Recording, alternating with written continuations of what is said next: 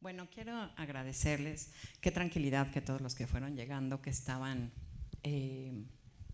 ya sentí lo que sentiste, Alberto, del micrófono, que sientes como, que estaban parados, qué alegría, que estén cómodos. Muchas gracias, Alberto, todavía seguimos digiriendo y vamos a brincar a esta charla. En esta charla voy a empezar por, además de darles la bienvenida a Fabián, a Esther Bernal y a Carlos Hernández, tres personas que admiro, quiero, que están en lugares que me parecen interesantes, que me gustan lo que están haciendo y que parte de por qué los invitamos es porque prácticamente tienen experiencias que van recorriendo esta idea para llegar a donde queremos llegar en esta conversación o no. Si acabamos en una buena pregunta, habremos hecho la chamba, que tienen que ver con toda esta idea desde la educación, ¿no?, de jóvenes cineastas. Carlos es profesor, Fabián dirige la Escuela Superior de Cine, ahora los voy a presentar individualmente. Esther, no sé si da clases, pero ha dado, eso sí sé, tiene una experiencia importante en festivales de cine y hoy trabaja en una distribuidora. Fabián, además de ser director de la Escuela Superior de Cine, es director y productor, y Carlos lo mismo, es profesor, pero también produce, dirige, y además en la comunidad de productores, y eso lo digo basada en mi experiencia, es muy importante en términos de cuando nos tenemos que organizar para proponer políticas públicas o pelearnos con IMCINE o agradecerle al IMCINE o lo que tengamos que hacer. Hay de todo, de todo, pero cuando se trata de esas cosas, todos los productores contamos con Carlos. Entonces voy a leer estos perfiles porque me parece muy importante. Voy a empezar por Esther. Enfocada en la distribución desde 2011, ha trabajado en festivales de cine en el área de programación. Colaboró 5 años en Alphaville Cinema, distribuidora de cine independiente. De 2018 a 2019 trabajó en el IMCINE en la coordinación de Eficine. Supongo que duró tan poquito porque ese puesto yo creo que pobres de los que lo tienen, pero les agradecemos mucho porque además normalmente son muy amables. En Eficine Distribución.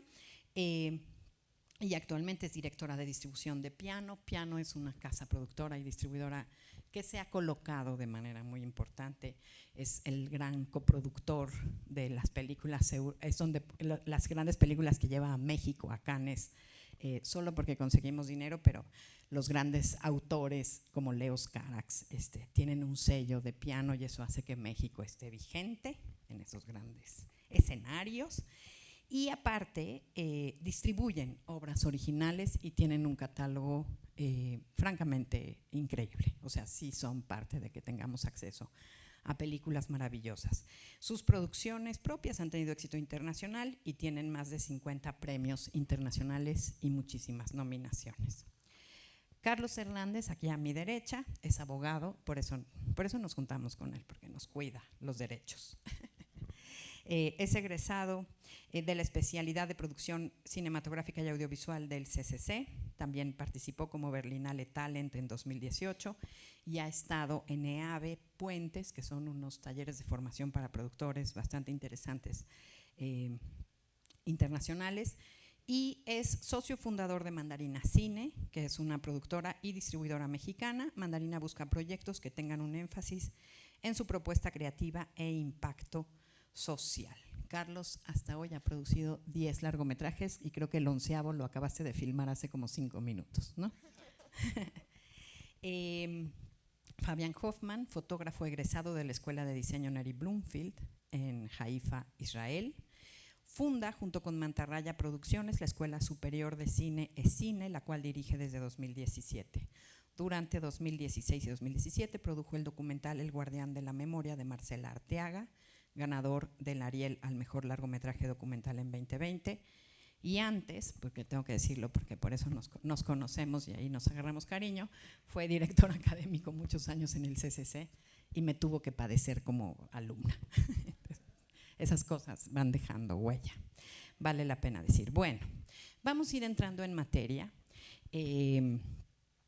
No les platiqué mucho de qué vamos a hablar, porque la idea de esta charla es es como reflexionar el momento en el que estamos y desde donde planteamos un poco la dinámica de este seminario y de algo que venimos, con lo que abrimos esta conversación el lunes, y entendiendo la inteligencia artificial y lo que está pasando en este momento presente, el martes con Dorín Ríos, y lo que pasó ayer con los cineastas experimentales, que yo me quedé con una frasecita que se hizo ahí por Nail Satala, que es este cineasta divino, que en un momento hablamos a tal punto de la homogeneización de la mirada y de lo que hace Netflix y de las cosas a las que estamos accesando, que en un punto llegamos a la conclusión de que en realidad lo marginal es Netflix y lo marginal es el cine industrial y el cine es otra cosa, no es lo que está al margen, es lo que está pasando desde la idea de la creación.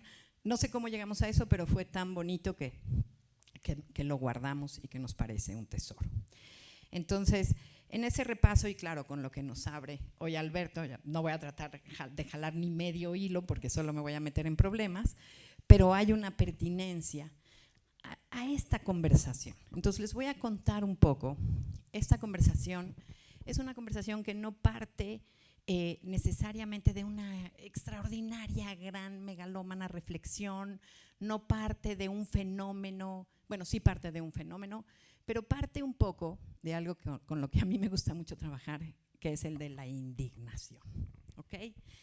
La indignación, ya algunos me han oído hablar, hace mucho tiempo trabajo con un concepto que es la furia funcional, que es enojémonos, indignémonos, y ya bastante bien enojados tomemos esa energía para cambiar algo, para reentender, tal vez para desescalar, tal vez para resituarnos en donde estamos. Entonces, voy a hacer un pequeño contexto de dónde venimos.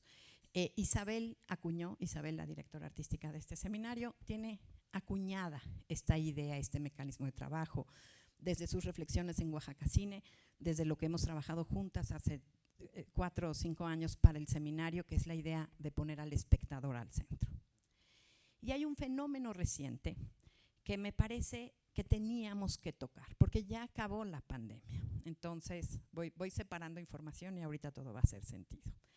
Partimos de esa idea, de esa preocupación genuina y amorosa, y en esta idea de medular de este seminario, que parte de la idea de lo germinal, que ya lo venimos diciendo desde el día 1, esa idea de una imagen de concreto, esa plancha tremenda y que de repente en una fisura, ¡tink!, crece una plantita, ¿no? Esa barda inaccesible de una gran propiedad o de tal, y de repente, ¡trin!, sale una florecita, ¿no?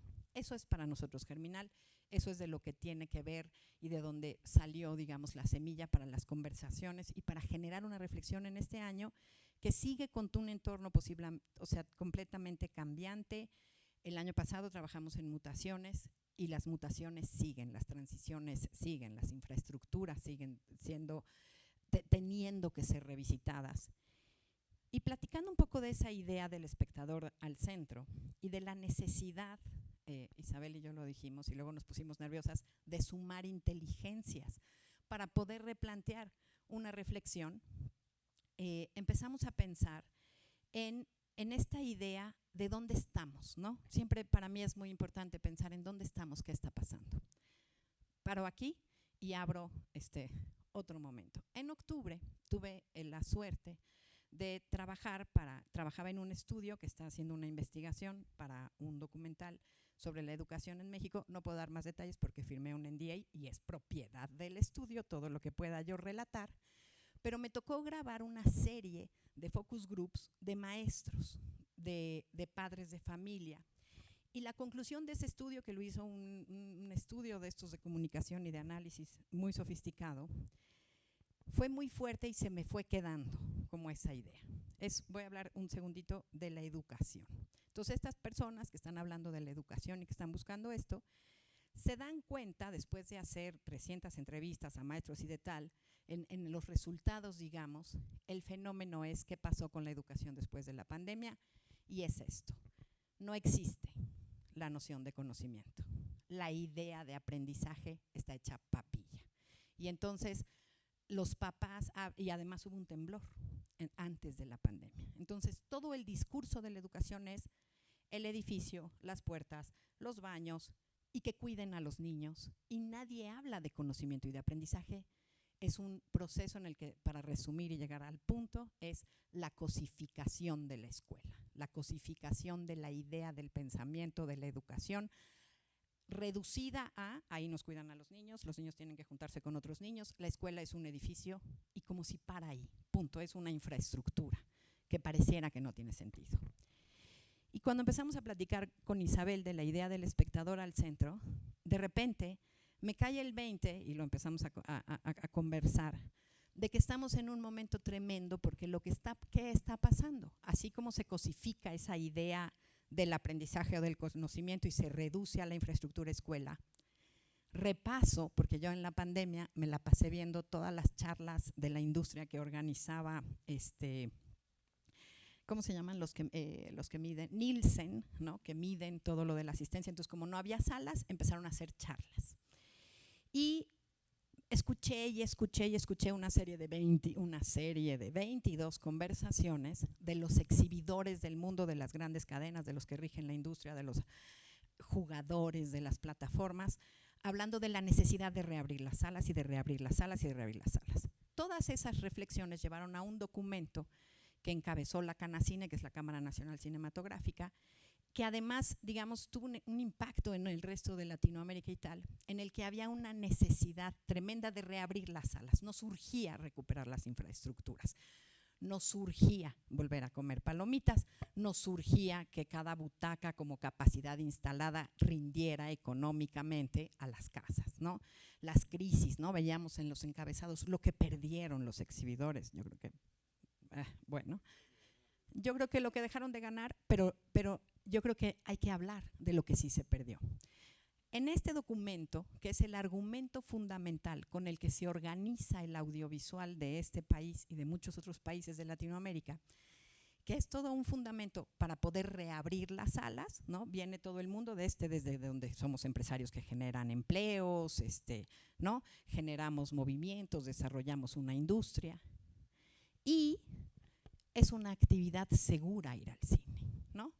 Porque el espectador se sienta y está calladito, nadie habla, nadie escupe, a nadie le va a dar COVID, déjenos abrir las salas.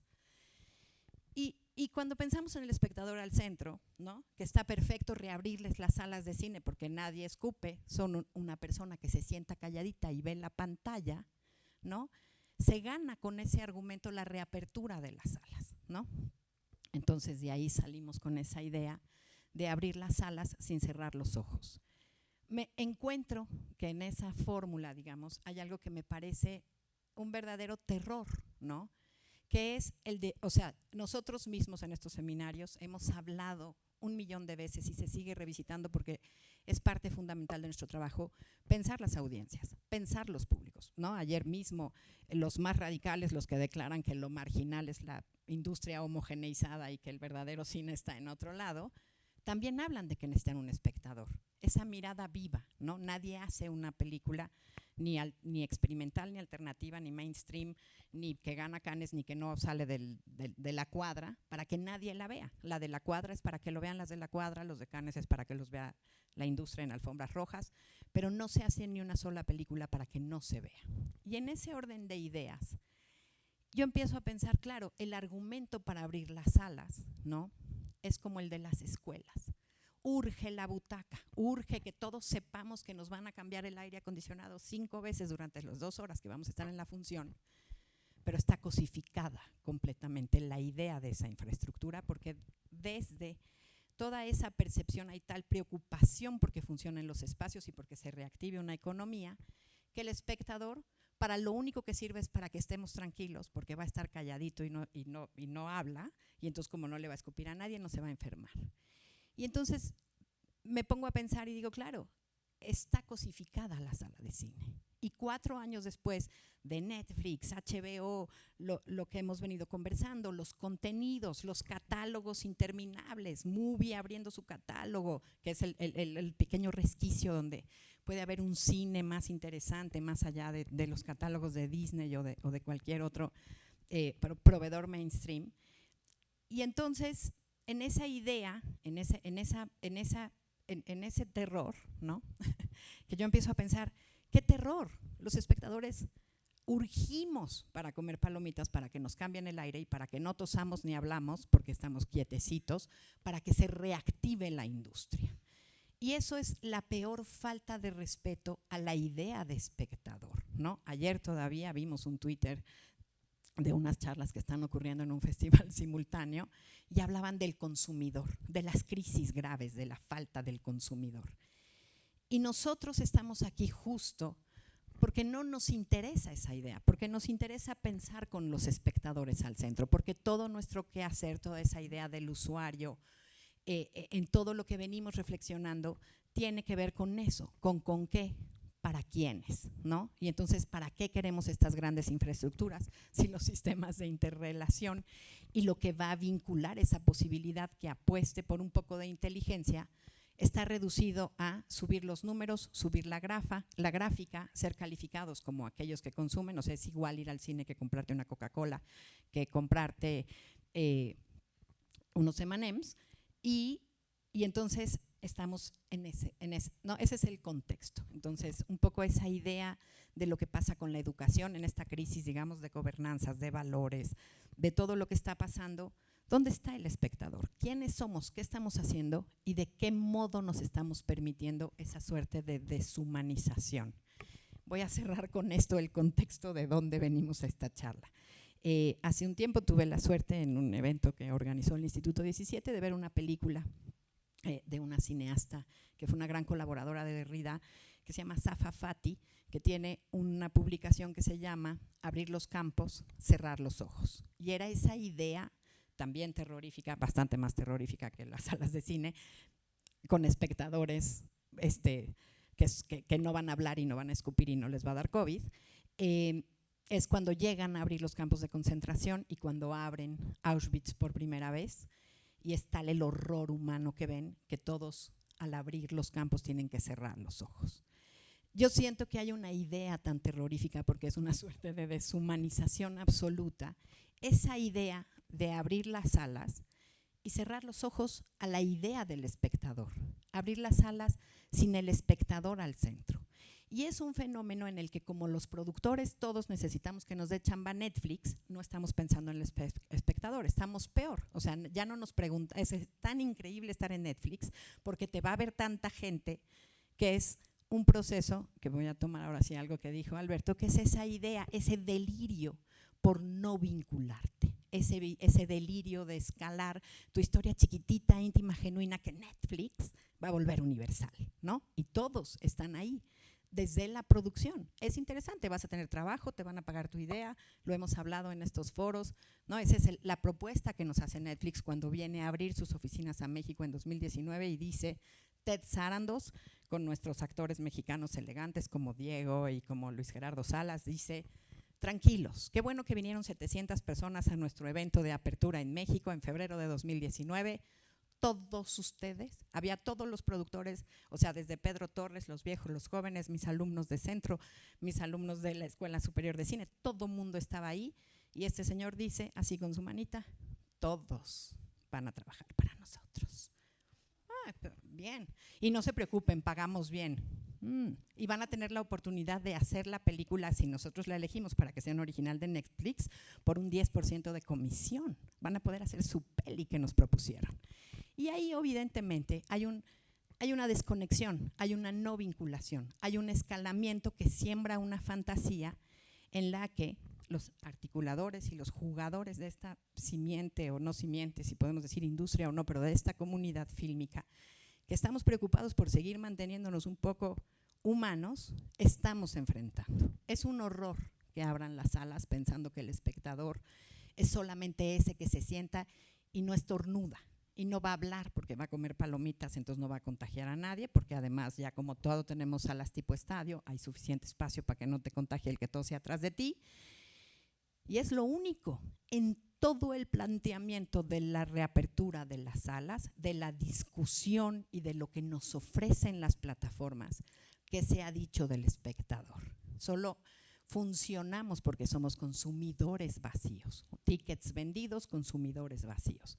Entonces, un poco la idea de esta pequeña provocación de sembrar esta reflexión tiene que ver con entender un poco qué es lo que no estamos escuchando, qué es lo que no estamos viendo, qué es de lo que nos estamos desentendiendo. Una fantasía para un gran impacto en el que no nos vinculemos, o, como dice Carlos Gutiérrez, que es un nacido a este seminario, es una gran oportunidad, la pospandemia, para reencontrar en nuestras voces, en nuestras cinematografías y en nuestras miradas un desescalamiento, es decir, nuestra comunidad, nuestro proyecto de cine, nuestro festival, nuestro cineclub, nuestro entorno y nuestra comunidad. Y lo que él propone, que me parece fantástico, que es parte de las charlas con las que cerramos el año pasado, es una gran oportunidad. Y invité a estas 3 mentes brillantes que entienden en nuestro conjunto la cadena de valor, digamos, de todo el cine, desde la concepción, desde un estudiante en formación, hasta un productor que está estrenando películas y documentales con inversión mexicana por un gran director francés en el Palais du Cinéma. ¿Qué estamos haciendo? ¿Qué tenemos que pensar? ¿Y cómo y qué vamos a proponer para reconectar con esa idea? Porque si no volvemos a poner al espectador al centro, digamos, es un poco la premisa de la que partimos, pareciera que hay casi que un futuro comprometido o un planteamiento en el que hay que tener las salas y hay que tener los cines y hay que trabajar todos en la precariedad para sostener nuestras organizaciones, cerrando los ojos, sin entender quién es ese espectador. Entonces, bueno, es un poco, ese es el planteamiento, de ahí venimos, estamos en ese momento de la cosificación de la idea del cine cuando se vuelve un contenido, y podemos hablar de eso, del espectador vuelto consumidor y de las salas como una infraestructura que no propone. Entonces, bueno, muchas gracias por venir, por meterse en este problemón conmigo. No sé si quieres empezar, Carlos, a pensar un poco qué está pasando, cómo es el fenómeno, cómo es que llegamos a este punto, qué estás viviendo desde tu chamba, qué preguntas se están haciendo. Uf, qué presión después de esa introducción, después de la charla anterior. De antemano, mil gracias por la invitación, la agradezco infinitamente. Eh, es muy interesante porque en mi generación del CS son los indignados, entonces siempre me he sentido identificado con ese término. Eh, no, creo que el hecho de que, o al menos lo que empiezo a reflexionar y lo voy a mantener en términos como más teóricos, es que desde hace tiempo he visto, y no quiero decir el cine como su concepto en general, porque sé que hay muchos tipos de cine y además en México creo que parte de la fortaleza de nuestro cine es su variedad. Em, pero sí he sentido que desde algunos puntos de vista, em, s- hemos dejado a un lado la imaginación, y lo voy a poner en esos términos. Em, Dejo a un lado la imaginación porque dejo de experimentar y del proceso lúdico y lo relaciono directamente con todo lo que tiene que ver con el término de la formación, ¿no? Dejamos de pensar obviamente en imaginar otras formas de narrar y de cómo conectar con las audiencias cuando solo estamos pensando en los números, que creo que es lo que mucho estamos viendo en las salas de cine. Eh, y creo que eso ha generado esta gran cantidad de blockbusters que nos inundan, ¿no? Porque ya no hay ya no está ese proceso creativo en la palestra, sino lo que está en la palestra es el boleto en la taquilla, ¿no? Eso en esos casos. En términos como mucho más aterrizados a nuestra realidad, yo también lo veo mucho en el proceso formativo. Veo mucha libertad de los chicos universitarios cuando están haciendo su primera ficción y hay mucha experimentación y mucho juego. Y esas historias son tan creativas y tan honestas y tan sinceras que curiosamente cuando ven que funcionan ante el programador de cine X, se genera una presión hacia ellos mismos que dejan de pensar en quién quieren que vea sus historias más allá del programador del festival. Y eso para mí es cooptar la imaginación, perder lo lúdico, ¿no? Y yo siento que sí se ve en el resultado, donde las tesis muchas veces de las escuelas son mucho más acotadas que las ficciones 2, ¿no? O los primeros trabajos de ficción que realizan los chicos o los propios documentales. Digo, arrojo estas ideas en principio, más allá del tema del acceso a la cultura y así, creo que estamos más en un proceso más de reflexionar acerca de cómo está la audiencia. Y yo también lo pensaba, me tocó ver las primeras, ahorita aproveché de ver el ciclo de Alameda, que está proyectando nuevamente las películas de cine de terror mexicano.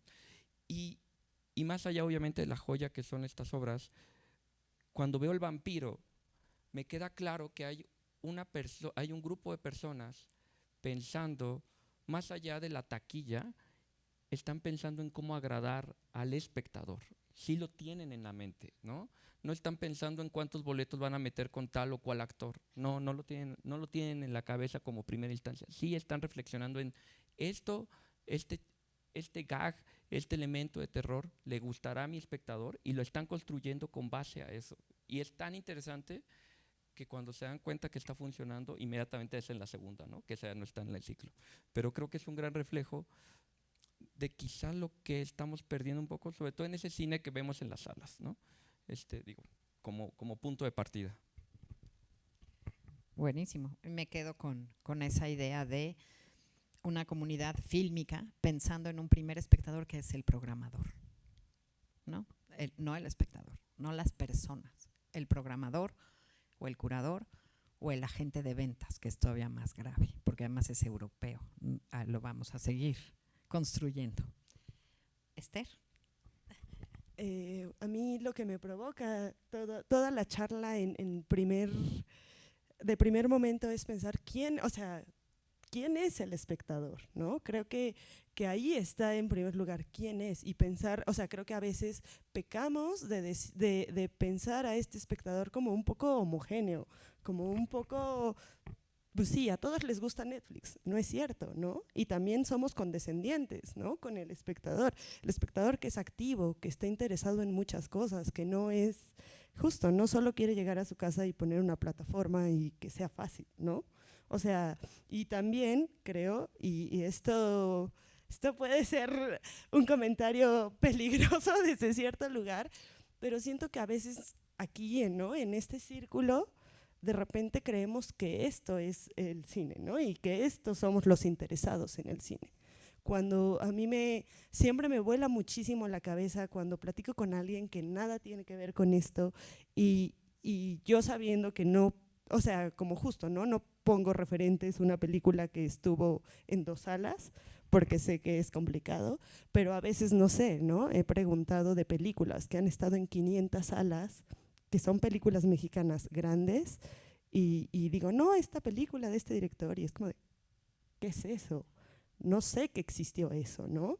Y entonces va más allá, incluso va más allá del acceso, ¿no? Va más allá de poner la película en 500 salas, va de cómo conectamos con esta persona que sí tiene un interés, ¿no? Que sí quiere saber sobre un tema de una película, que sí tiene una sensibilidad para leer una película, así sea lo más experimental o lo más comercial, ¿no?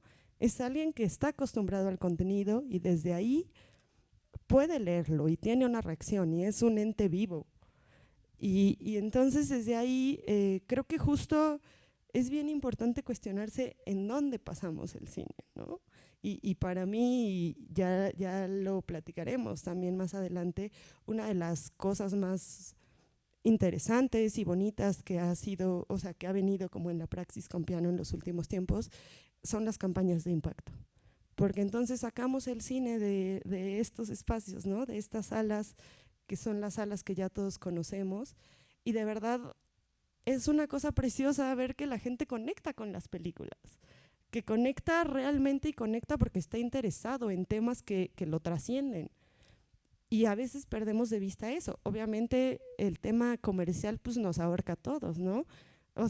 Justo no queremos, queremos vivir de esta industria, queremos poder hacer que las películas tengan una recuperación, pero al mismo tiempo tenemos, sí, para mí ha sido fundamental ver que el público no es el público que va al festival de cine de culto, ¿no? O sea, el público está mucho más allá y tiene muchísimos intereses y justo, no es un público tonto, es un público tan activo que de verdad puede conectar de una forma trascendental con las películas. Cierto, Fabián. Sí, bueno, yo me he dedicado los últimos 20 años a formar gente. A mí me emociona, no sé, me hace sentir útil. Y creo que creo que nos estamos mordiendo la cola. ¿Por qué? Porque para que la gente vea cine hay que formarla también. Y creo que entonces el problema es un problema de política cultural. No hay una política cultural que abarque esta formación de público. Y en el fondo es muy sencillo. Tenemos, digamos, si agarramos nada más el segmento de los chicos que están en preparatoria, tenemos 3 años para formarlos. Imagínense ustedes, en México hay unas 5.000 salas, digamos, ¿no? Las salas generalmente están vacías de 9 de la mañana a 1 de la tarde, ¿sí? Cada sala tiene, pongamos, 100 butacas. Eso significa 5.000 por 100, son 50.000. Digamos que en una mañana de 9 a 1 de la tarde podemos llevar 100.000 adolescentes a las salas de cine a ver, bueno, 10.000 películas por día. Es una locura. Eso durante una semana de 5 días, son 50.000 películas bueno, ya perdí los números de la cantidad de niños que tenemos en la SEP, tenemos en la SECTEI, que es en la Ciudad de México, y tenemos en cada una de las secretarías de cultura, de educación de los estados de la República. Si no formamos público, si no los llevamos al cine desde, no estoy hablando desde niños, estoy hablando desde los 15 años, que es el primer, digamos, el primer momento de la prepa. ¿Cómo podemos pretender que, o sea, es la única manera de que luego vayan al cine y vayan y tengan su propia idea sobre el cine, que eso es lo que queremos en el fondo. Y eso es política cultural, nada más ni nada menos. Cosa que hace muchos años en México y en Latinoamérica no existe una idea de cómo llegar a formar gente para que luego compren las putas palomitas, ¿no? En fin, por eso digo, creo que nos estamos mordiendo la cola y nos estamos yendo. ¿Queremos que la gente vaya al cine? Formémosla para que vaya al cine. Es muy sencillo. Hagamos convenios con Cinemex, Cinemadres, para que abran las salas durante todas las mañanas de lunes a viernes y hagamos 2 funciones de cine para 100, 200 personas en cada una de las salas, con una persona que haga una introducción a esa película, que luego haga un pequeño debate a esa película. Y si logramos que cada adolescente vaya por lo menos una vez al mes al cine gratis, llevado en un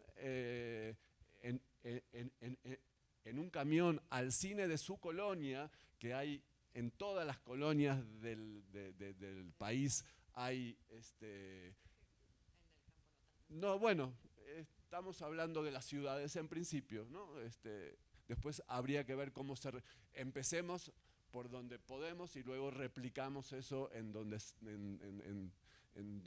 se pueda, que sí se puede, pero eso es lo que se llama una política cultural, cosa que en relación al cine y a otras cosas que tienen que ver con la educación y la cultura, que están absolutamente relacionadas, no existe. Y, perdón, una cosita más. ¿Por qué digo esto? Yo hago entrevistas para entrar a las escuelas 2 veces por año. Llegan adolescentes que terminaron la prepa de 18, 19 años, inclusive de los países aledaños a México. No han visto una película mexicana, no han visto una película latinoamericana, muchísimo menos, muchísimo menos. Es realmente increíble. Alguien que quiere estudiar cine, se supone, que llega hasta una escuela no tuvo la idea de ver una película latinoamericana.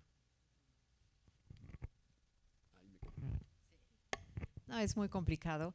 En este seminario tenemos una conversación en torno a la idea de la formación de públicos. En la presentación que hicimos ayer con Gloria Vilches, que es una programadora de un centro cultural espectacular en Barcelona, ella hablaba, incluso Marión, que es la directora del Industry Academy, que está aquí en México, hablaban de una idea bastante en Europa, ¿no? En Europa, de formación de públicos, y hablan de eso, de todas las políticas públicas que existen para acercar a las infancias y a los más jóvenes, y es como esa es una conversación de la formación de audiencias, ¿no? Y yo, a la vez que leo presentaciones y presentaciones de festivales y de espacios, siempre en los objetivos viene esa frase, formación de públicos. Y creo que es un momento muy interesante, sobre todo si vamos a entrar al universo de pensar que puede haber políticas públicas o que podemos unirnos o trabajar en pos de que eso mejore o de que eso se transforme o de que eso empiece a suceder, en el que yo también pienso, yo ya en este punto estoy bastante desencantada de las políticas culturales, es como con todo el cariño y respeto, pero me cuesta mucho trabajo creer que uno tiene que contar con la institución para que algo suceda, en la misma tónica del otoño del patriarca. Pienso que uno se tiene que hacer cargo como de ciertas cosas, y creo que es el momento también de reflexionar y de poner un poco en crisis esa idea de formación de audiencias cuando se trata de procesos de formación en juventudes que van a ir generando ciertos hábitos, cierto pensamiento crítico, ciertas herramientas para que después se puedan vincular con el cine, a una idea como bastante manoseada, digamos, de una formación de públicos solo porque programas una película o solo porque vas a tener un cine debate, sin unirlo a una idea de generar comunidad, de generar un vínculo y de desescalabilidad, de la idea del nicho, la idea de tal y como aquí los que trabajamos normalmente somos programadores y exhibidores y gente que tenemos espacios para aproximar o que estamos en la cadena de distribución para hacer accesar las películas, hay eso. ¿Quieres decir algo a eso? Porque voy a pasar. Hay una cosa que menciona Esther que me parece muy interesante, que le dimos unas vueltas, que es esa idea de la producción y distribución de impacto, ¿no? ¿Qué empieza a pasar en Europa? Generan un concepto que se llama el audience design, ¿no? El diseño de audiencias, que lo presentamos hace 4 o 5 años en un seminario con aquellos que habían tomado los talleres en Alemania e Italia, y lo que se sentaron a decirnos es: no sirve, no es cierto, no es para Latinoamérica. Pero en Latinoamérica emerge esta idea de tal vez esta película sobre feminicidios o sobre violencia o sobre desaparecidos o sobre la crisis del agua, sí tiene una audiencia, sí hay gente que le importa. Entonces ahora pensemos en esas comunidades, distribución y producción de impacto. Isabel va a decir algo. No interrumpe, por favor. Ya, vente. No, Sí, justo ahora que dices eso del audience design, estaba pensándolo desde la intervención de Carlos, porque estabas mencionando como esta parte de lo que se puede ligar desde la creación hacia la posibilidad de los puentes que se tienden a la exhibición, pero justo creo que hay como una carencia o algo que nos está faltando pensar y atinar sobre la narrativa que utilizamos. Ahorita, bueno, eso se le llama así, se le ha dado esa categoría o así se le denomina como audience design, diseño de audiencias o campañas de impacto. Pero se sigue haciendo con desde la película, o sea, con la película es la que está al centro y todo lo que se diseña alrededor de esa campaña parte de la narrativa de la película porque es lo que se pretende vincular y entonces lo que queremos pensar conjuntamente, colectivamente, es qué pasaría si se hace una campaña de diseño de audiencias pero con los espectadores al centro, o sea, partiendo de las personas y no solo de una película individual, porque ahí lo que me da un poco de nervios, en esto que decías, Paula, de la cosificación, es que si no estamos entonces en una película con una temática muy delicada que puede estar abordando algo de feminicidio y tal, que se esté cosificando también eso al hacer estrategias que sí, o sea, es uno a uno y pensamos en muchas maneras de llegar, ¿no? También ahorita lo decías, Esther, y que sí, es muy interesante en términos de pensar de sacar un poco al cine de la comunidad ya cinéfila o acostumbrada, pero entonces no sé si podemos pensar, hacer un ejercicio de imaginación de cómo sería una campaña tipo así, pero no solo desde una película individual, sino poniendo a los espectadores en otro lugar de la ecuación. Y un poco también sobre lo que dice Fabián, que sí, o sea, das estos simples números y ya lo escuchábamos también con Alberto ahora sobre esas infraestructuras subutilizadas y dices, claro, ahí hay algo. Y vuelvo a esto de las narrativas y es que nos falta entonces enunciar eso para entender cuál sería el modelo vinculante entre que si están ahí las salas y que eso suceda. Y si está ese desencantamiento de la política cultural, pues hay algo que se nos está escapando, ¿no? Como que estamos diluyendo algo que sí tiene mucha pertinencia, pero no estamos pudiendo articular.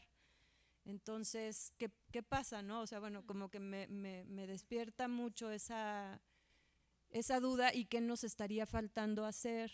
Y bueno, sigo circulando la palabra. Bueno, Fabián va a decir algo, pero rápidamente yo quiero recuperar una cosa que hablábamos muchísimo como formadores de audiencias y como gente que quería salvar sus salas de cine desde una idea sustentable y hacer comunidad, que es esta idea de la experiencia. En 2019 todavía podíamos seguir diciendo la gente va al cine porque busca una experiencia social, filosófica, estética, porque había una idea de conocimiento, porque había una idea de aprendizaje, porque había una idea de intercambio de valor crítico, digamos. Y lo que pasa, ¿no?, es que en las narrativas está en crisis y es la idea. Ponerlo en crisis, buenísimo. Fabián. Ya se me fue un poco la idea, pero digo, yo entiendo lo que dices, Paula, del desencantamiento hacia, digamos, la política pública. Digo, yo soy el caso, en el fondo, más, yo dirijo una escuela privada, hoy en día es un horror, en ese sentido. Pero una cosa no significa la otra. Creo que si no, de verdad, si no entendemos que debemos llegar a la adolescencia para poder realmente hacer un cambio y yo no, digamos, yo no planteo una cosa masiva, justamente creo que eso masivo puede ir a esta idea que nos, digamos, puede llegar a esta idea que nos planteaba de volver a el chico que vuelve a su familia, comenta la película que vio y de ahí, digamos, a los vecinos. En fin, creo que sigo insistiendo que si no llegamos, si no logramos que haya una política cultural en relación al cine, cosa que el IMCINE no lo hace de ninguna manera, y menos con el nuevo programa del FOCINE. No, digamos, vamos a seguir mordiéndonos la cola. Y entiendo lo de las narrativas, entiendo lo de, yo soy el primero que ve esta idea que tú diste al principio de las primeras películas y las segundas y las terceras y cómo se va contrayendo de alguna manera. Eso depende también de las escuelas y del acercamiento real que hay entre el maestro y el alumno. Pero no creo que la discusión esté donde la estamos poniendo. Perdón. Ok, es interesante.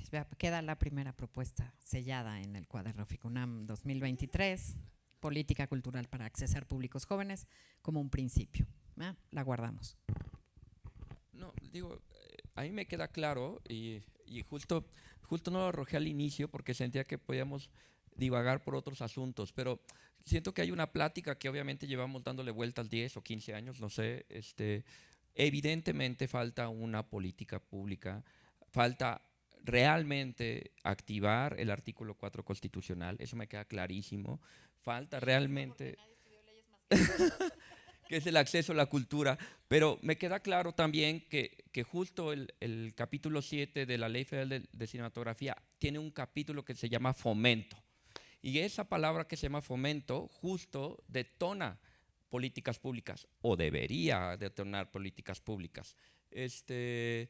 Y claro, esas políticas públicas no nada más están del lado de la producción, ¿no? Está evidentemente en el derecho que yo tengo como mexicano de poder acceder a ese contenido, ¿no? Y ahí es donde yo creo que se ha fallado sustancialmente la generación de políticas públicas, porque siento que todo lo que hacemos y lo que se hace en términos públicos también hasta ahorita son muy loables.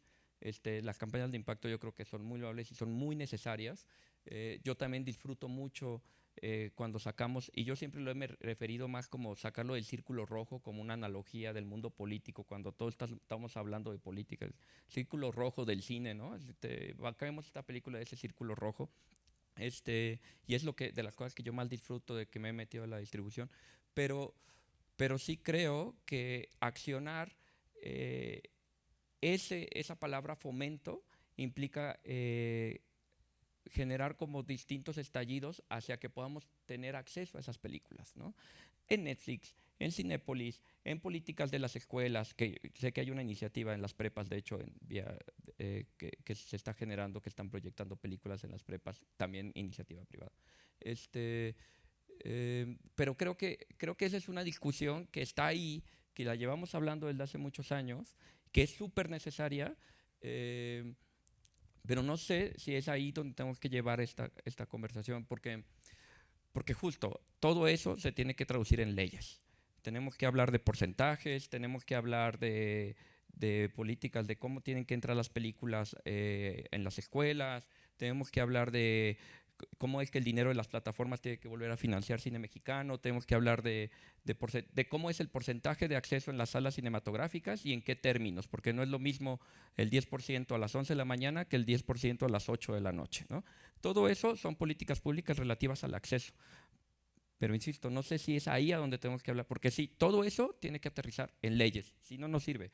Son esfuerzos sencillos, muy loables, muy importantes, porque yo creo que ese justo es la semilla que germina, pero todo eso tiene que llegar a las leyes. Mi preocupación es que llevamos 10 años discutiendo eso. Y ya, terminar el sexenio y lo volveremos a discutir en el siguiente. Pero no sé si es la discusión que tenemos que tener ahorita, en esta mesa, nada más digo. No, es bien interesante. No, es que, o sea, es que te lo sacudes y no te lo sacudes. Yo que en un momento, así de corría el año 2000 y llevaba iniciativas a la Cámara de Diputados cuando se abrió con el diputado Suárez del Real y hacía el FICO y llevaba iniciativas y trabajé en una gran paradoja en la vida que se llamaba la ley de los derechos del público. O sea, existió la iniciativa, fundamentada impecablemente por… Yo era la más boba, o sea, había gente que yo, o sea, los oía y decía, claro, es esto.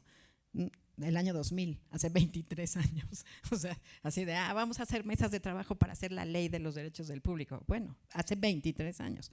Entonces, claro, y después lo que me pasa cuando hablo del desencantamiento es que digo, ok, bueno, y si sí nos organizamos, y si sí empujamos, y luego decimos, bueno, está bien, hagamos las leyes en un país donde no se cumple la ley. Podemos, hay que hacerlas, está bien. Puede que te compre que sea un muy buen primer paso. Pero hay una cosa que jalo el hilo de la reflexión que compartió Isabel, que me parece muy interesante, porque entonces aparece esta idea de entonces nos importan las películas, y las películas las tiene que ver quién, las comunidades para las que esas películas fueron hechas, a la gente que le importa, la gente que tiene que saber, ¿no?, sobre los abusos, sobre la violencia tal, y aparecen estas iniciativas de las campañas de impacto, que vale decir que no son una iniciativa que emerge de una visión institucional, sino de los gerentes de marketing brillantes que hacen focus groups y que descubren que sí hay gente, y que la gente sí es capaz de sorprenderse y de pagar su boleto y de ir a hacer Q&As que enloquecen a las directoras y a los directores, porque trabajan 8 o 10 años para llegar a un punto, para generar una reflexión fundamental. Tú tienes un documental con un nivel de reflexión fundamental, y cuando hablas con la gente, y cuando la gente conecta, y cuando la gente se la apropia, a la gente le importa, los gerentes de marketing dicen, ¡ay, genial, hay que hacer campañas de impacto! ¿Nos puedes hablar un poco más de eso para que se entienda? Porque está como en un rum por todos lados. Es una especie de desdoblez de lo que están haciendo en Europa desde su realidad, que se llama audience design, ¿no?, diseño de audiencias, y llega acá. ¿Nos explicas un poco, o sea, aunque te sientas un poco didáctica, porque no estamos tan familiarizados y no está llegando en esa idea de la cadena?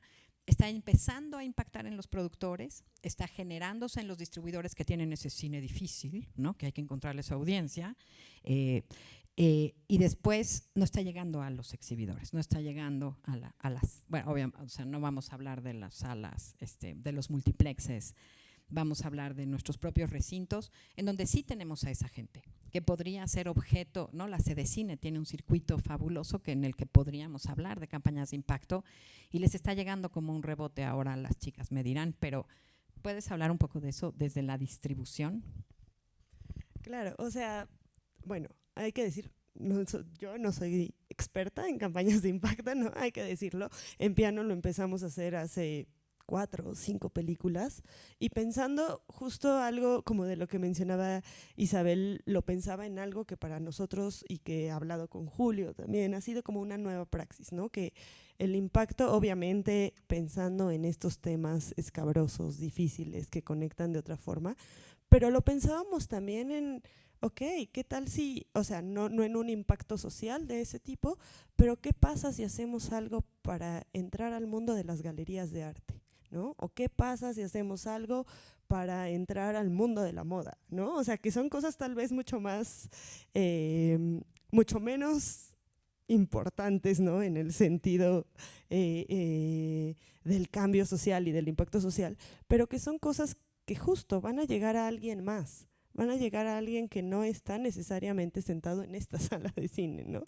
Y que desde ese lugar, para nosotros, un poco en esta urgencia postpandémica en la cual no hay forma de que los números se recuperen, pues que sea, ok, que no se recuperen los números, pero que podamos encontrar a otro público, ¿no? Que lo podamos abrazar y le podamos decir, hay cosas interesantes que se están haciendo, hay narrativas distintas que se pueden abrir y con las que podemos crear colaboraciones que van a ser interesantes para nosotros, para ustedes, pero para el que puede ver la película, ¿no? Principalmente. Eso lo quería como poner. Y ahora nada más rápido sobre las campañas de impacto. Pues justo, ¿no? Es este núcleo que se forma, en el cual se supone, y la idea sería que desde la producción tú empieces a realizar acciones en torno a la temática de tu película, ¿no? Si es una temática, pues sí, una temática social, ¿no? Justo, feminicidios, abuso sexual femenino, abuso de autoridades, desaparición, sí, ¿no? Violencia, todos estos problemas que estamos muy conscientes atañen a nuestro país de forma sistemática y de forma horrible y que tampoco se hace absolutamente nada. Un poco justo la idea es desde la producción ir anclando actores sociales, políticos, institucionales para que se sumen al proyecto y que la conversación no se quede solo en este proceso productivo tradicional, ¿no? De producir una película, sacarla en cines y, bueno, hacer la campaña y a ver qué pasa, ¿no? Sino que de verdad puedan llamar a una acción, puedan llamar a un movimiento, puedan llamar a que justo la película no sea tampoco esta cosa como, pues ahí está y ya nos quedamos sentados, ¿no? Sino que pueda haber también una invitación a que se haga algo, ¿no? O sea, digo, ejemplos hay miles, pero de alguna forma que pues esto esté en movimiento, que no sea justo pensar la película, pensar al espectador como alguien inamovible, ¿no? Sino como pensar a los espectadores, a los actores que conllevan esta temática como gente activa que puede llevar a un cambio. A partir de una película. Ahí seguimos con ese pendiente para seguir pensando. Solo una pequeña, siempre los distribuidores hablan, hay un no, nada es personal, bueno, hay un término que usan que es el término nicho.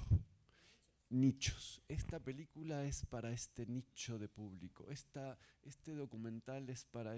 Y justamente creo que hay que luchar contra eso. Eso no existe, existe en... Ellos tienen cajoncitos donde ponen las películas y ese es el problema, que no creen que la película que tienen puede llegar a otros públicos, ¿no? Y eso es una cuestión conceptual muy importante y muy peligrosa, porque quienes están suponiendo ciertas cosas son ellos y digo, quizás eso viene de una tradición de, probé esta película de esta manera y no rindió lo suficiente, pero creo que hay que cambiar desde la indignación, porque esto es el concepto nicho es indignante. Yo he hablado de nichos a veces con Isabel, discutimos, pero no como esa idea para este foco, sino como esa idea de desescalamiento, ¿no? Como de encontrar. Y jalo un hilo súper importante de lo que estás diciendo que me parece fundamental. Mientras, o sea, Esther acaba de decir desde nuestra idea de cómo renovar la praxis, pero esa praxis está atrapada en un sistema que abrimos este seminario diciendo dejó de estar vigente. Y jalo aquí ya, el espacio se vuelve terapéutico, es un espacio seguro, todo el mundo puede decir lo que cada quien quiera, pero sí, es tremendo porque yo vengo de estrenar una película que produje en 2020, que una directora, nos puede gustar o no la peli, pero lo que o sea, mi experiencia en su estreno, mía, que teóricamente puedo reflexionar desde cualquier otro lugar porque por lo menos me lo he preguntado, fue tremendo porque lo hice con una casa productora que era su primer largometraje, que no entendió la película que produjo, ¿no? Y que para mí fue durísimo, ¿no? O sea, yo veía las redes con las que supuestamente vamos a traer a que la gente la vea y seguían poniendo fotos de la premier. Entonces dije, claro, a la casa productora le preocupa mucho sus relaciones públicas y está genial para ellos decir que hicieron una película. No importaba qué película era, ni para quién se hizo, ni se lo preguntaban. Los productores, por eso aquí ya metimos a propósito desde la creación, ¿no? Porque ahí hay también mucho que pensar y mucho que reflexionar como comunidad, me parece. Después, nuestro distribuidor fue un distribuidor fabuloso, que yo adoro, respeto, me parecen los más decentes, que normalmente distribuyen cine francés. Y entonces me dieron un circuito fabuloso y tenía Antara, Millana, y yo decía, bueno, mi casa productora no entiende muy bien qué película hizo, mi distribuidor no entiende qué película distribuyó.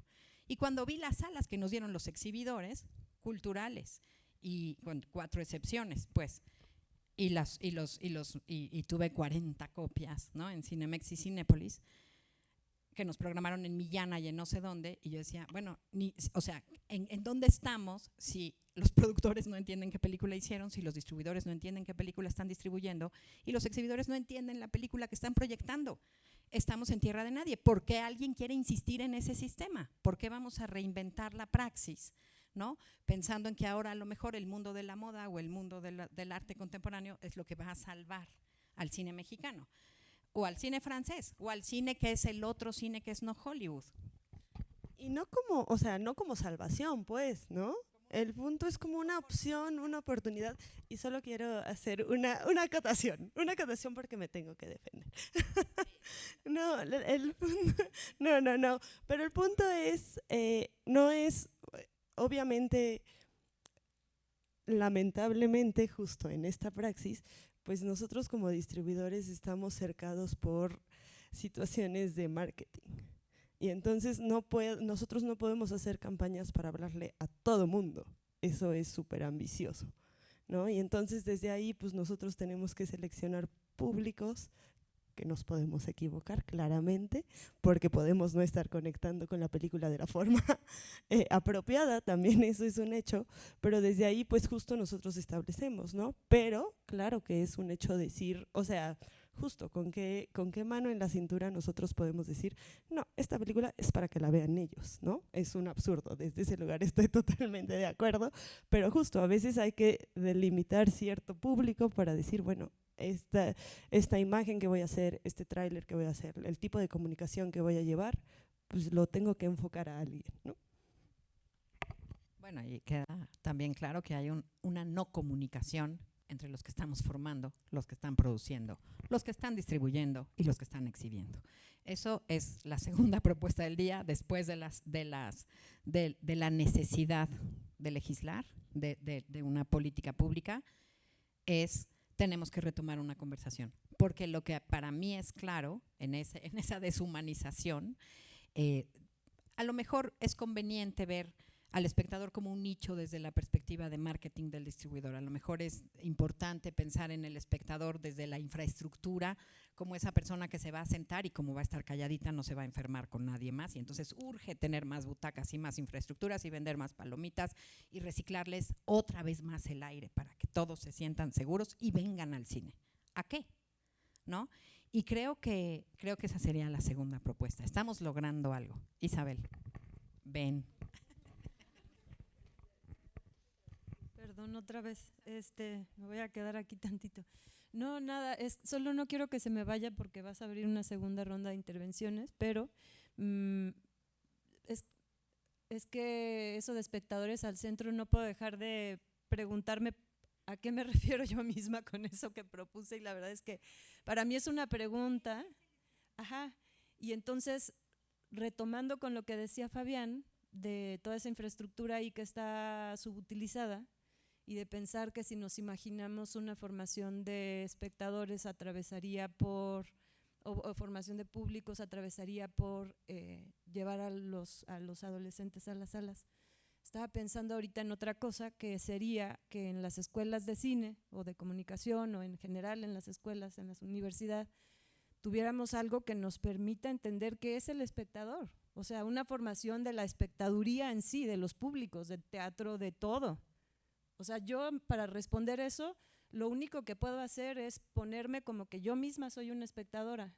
O sea, todos nosotros somos y tenemos ese doble, pero como hablamos de una cosa que es tan fluida, tan poco estudiada, tan poco caracterizada, pues es muy difícil imaginar entonces una estrategia para poner a esos espectadores al centro.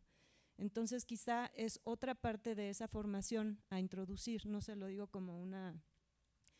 Y no quita, y aquí voy al otro punto un poco de lo del audience design y de las campañas de impacto, no quita que sí tenga mucha validez hacerlo alrededor de ciertas películas. O sea, yo no digo que eso no, solo trataba de imaginar cómo sería hacer unas estrategias situadas para hacer algo similar, que es una metodología, igual hay gente que no conoce cómo funciona, pero ya decías, ¿no? Y también lo decías ahorita, Carlos, o sea, esta preocupación que en la formación algunos directores ya están pensando que le agrade al programador o a la gente de ventas. Entonces ahí hay una narrativa que se empieza a friccionar y que se empieza ya a desgastar desde el momento de la creación, y entonces eso, pensar si habría una, entre comillas, metodología o un sistema que pudiéramos pensar para justo los espectadores al centro, ¿no? Igual es una pregunta que pongo abierta a todos, ¿no? O sea, ¿qué sería o qué es para ustedes pensar en un espectador al centro? Bueno, ya, si alguien quiere intervenir además de Isabel, puede levantar la mano. Va Lola y Virginia. Carlos, ¿ibas a decir algo?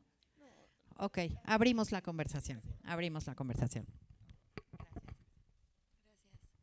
Solo es puntualizar un par de cosas. El proyecto del que hablas, Carlos, sobre las escuelas, las preparatorias y el proyecto de cine en las prepas, está apoyado por Eficine, de hecho. Entonces, sí está apoyado por el Estado. Sí hay. Claro, pero si no hubiera ese apoyo, tal vez no existiría. Entonces, creo que es importante decirlo, porque sí estamos haciendo cosas.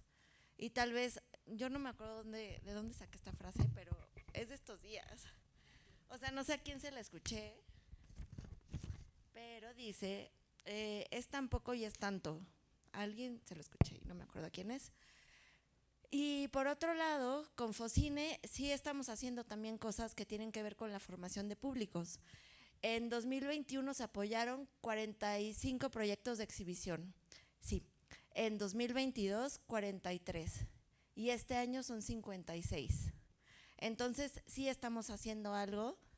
De hecho, aquí hay algunas personas que han recibido este apoyo, creo que es muy importante. En 2021, un proyecto que se llama Cine Mochila, que es precioso, y yo sé que podría ser algo muy particular, pero es parte de Desescalar, que tenemos que ir con esas particularidades. Este proyecto de 2021, que se llama Cine Mochila, es de Lupita Rábago, de Sonora, y ella lleva justo, lo que hizo fue comprar mochilas, DVDs, y se las da a sus alumnos para que vean las películas en su casa, porque en su pueblo, en Sonora, solamente hay un par de meses que podría permitir tener funciones al aire libre por el clima. A veces hace mucho calor, a veces hace mucho frío, no hay un cine ahí.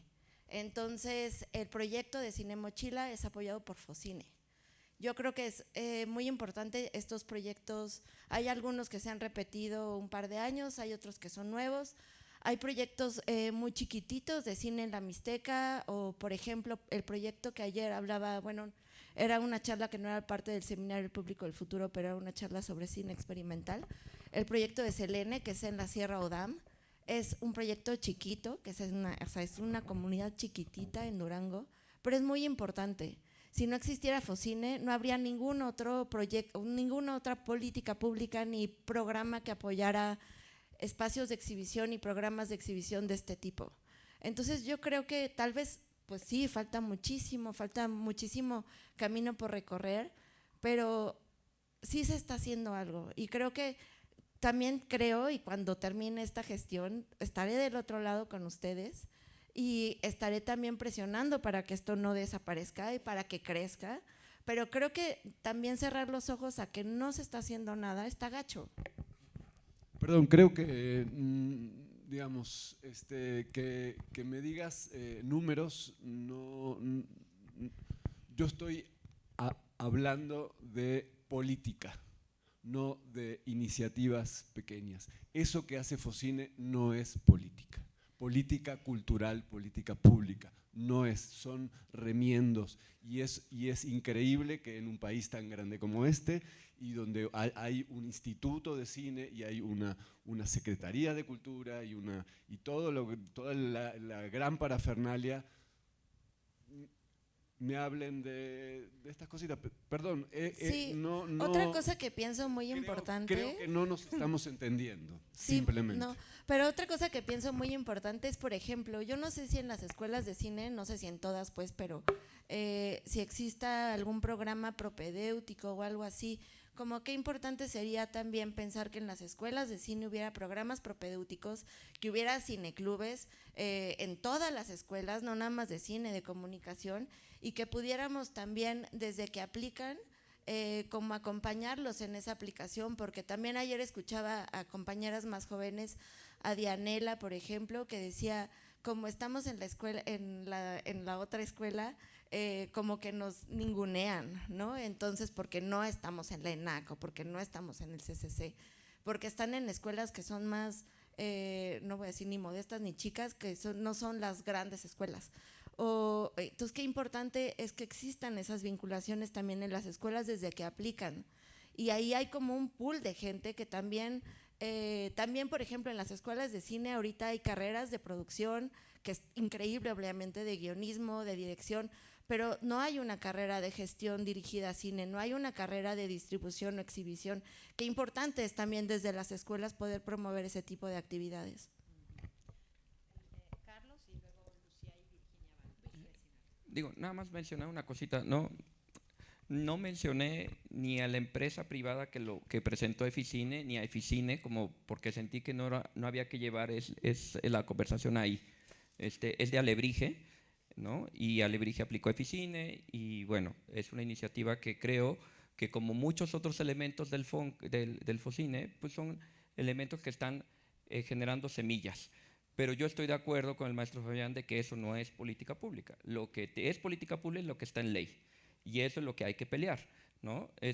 Lo otro evidentemente es valioso y es necesario, pero necesitamos que todo eso trascienda a otra cosa. Yo por eso no quería llevar la plática ahí porque creo que no es la plática de políticas públicas, pero también quería mencionar el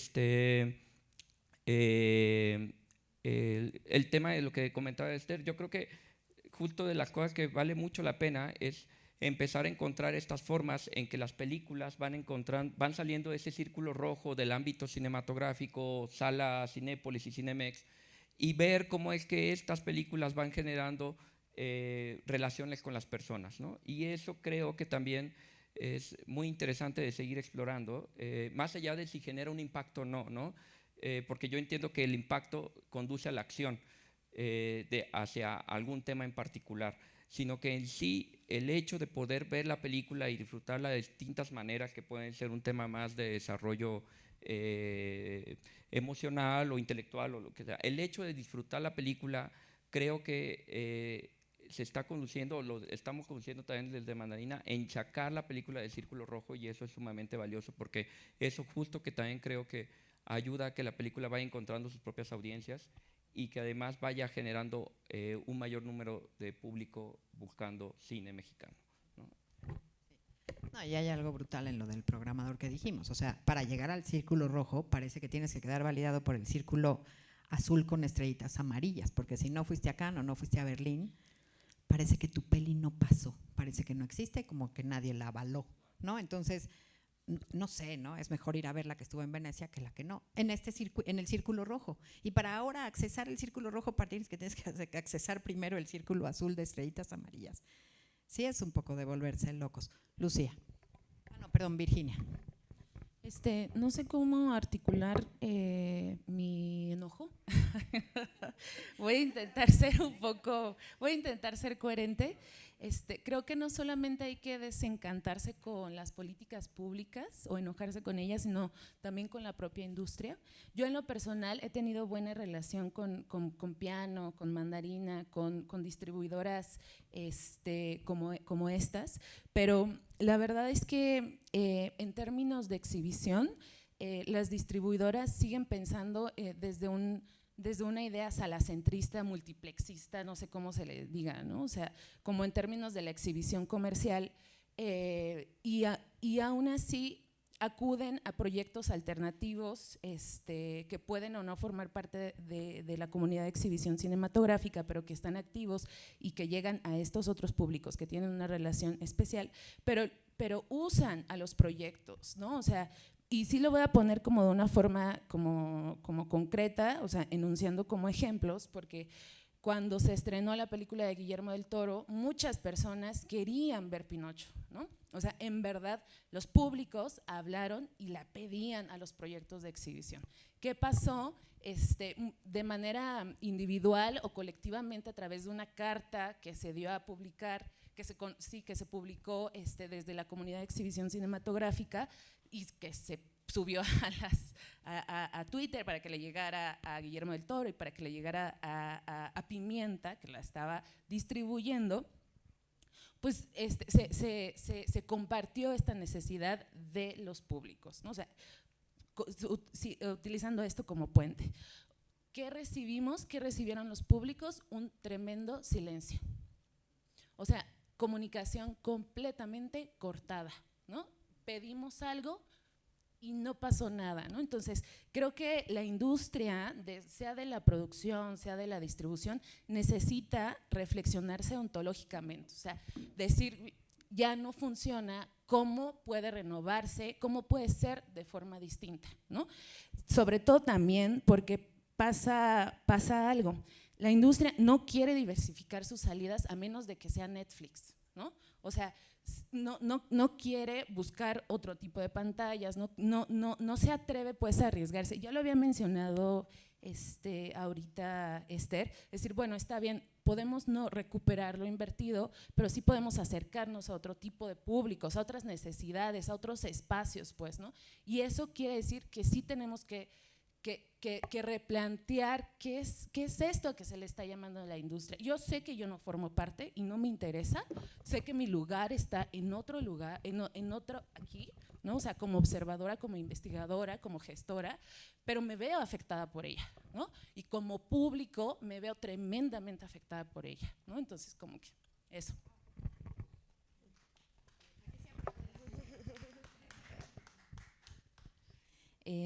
Bueno, a mí lo que me gusta de la rabia es que enciende el deseo y lo moviliza, un poco siguiendo a Alberto.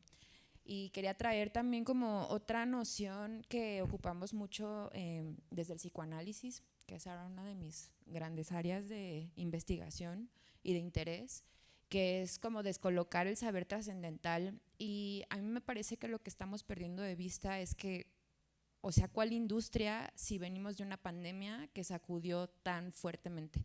O sea, esta es la primera vez que creo que nos vemos, que estamos aquí acuerpadas, justo como para empezar a circular la palabra, a volver a pensar temas que son cruciales. Y una de las cosas que más veo en crisis es el know-how que cada quien sabía desde su cancha y experiencia que representaba relacionarse con la industria cinematográfica, ¿no? O sea, las de comunicación dejamos de saber qué es hacer comunicación para una película, ¿sabes? Y, o sea, como que lo traigo aquí a la reflexión porque parece que estamos aspirando a ir sin fallo, ¿no? Como demasiado rápido a querer como que otra vez ya esté todo subsanado y otra vez la relación con las majors, Cinépolis y Cinemex es la de siempre y queremos como ambiciosamente salir y hacer estrenos de 52 DCPs cuando es como esperemos, ¿no? O sea, es como de, a ver, o sea, ¿dónde estamos colocados? A mí me gusta mucho trabajar con un filósofo, bueno, estudiarle, le llevo siguiendo desde hace tiempo, que se llama Emmanuel Bisset, que su tema central es el fin del mundo, ¿no? Entonces como que se ha dedicado durante mucho tiempo a cuestionarse, ¿esto es un fin del mundo o no? Entonces, bueno, sí, ¿qué es? ¿Cómo lo nombramos? ¿Cómo lo experimentamos? En dos ejes centrales, que es la producción cultural y la producción filosófica, donde ubicamos al cine, ¿no? Entonces como que a partir de ahí se detonan un montón de pues de reflexiones, de resonancias. Yo estoy mucho con lo que acaba de decir Virginia, que es como replantearnos en el qué somos, ontológicamente cada quien para este eslabón.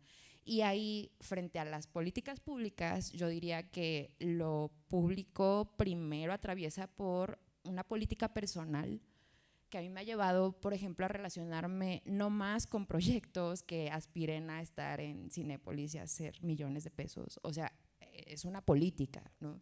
Y es un statement personal cuya renuncia central es al capitalismo que me tiene erosionada, que tiene mi cuerpo profundamente precarizado, o sea, esa es mi política pública, ¿no? O sea, es como yo ahí me voy a anclar y entonces, ¿para qué soy útil en el rezago que tenemos pospandémico, ¿no? O sea, como para acompañar a esas personas, a esos seres humanos que está en sus posibilidades irse a asomar a una sala de cine, porque también dar por hecho que van a llegar nada más porque sí, pues no.